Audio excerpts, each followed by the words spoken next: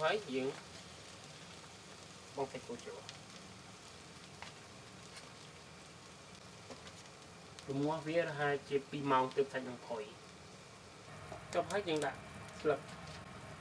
រ៉ូដេឬចូលនេះឲ្យវាឈ្ងុយរំងាស់សាច់1ម៉ោងក្រោយមកយើងដាក់តម្រាំដែរហើយដាក់ដុំស្ជីចូលទៀត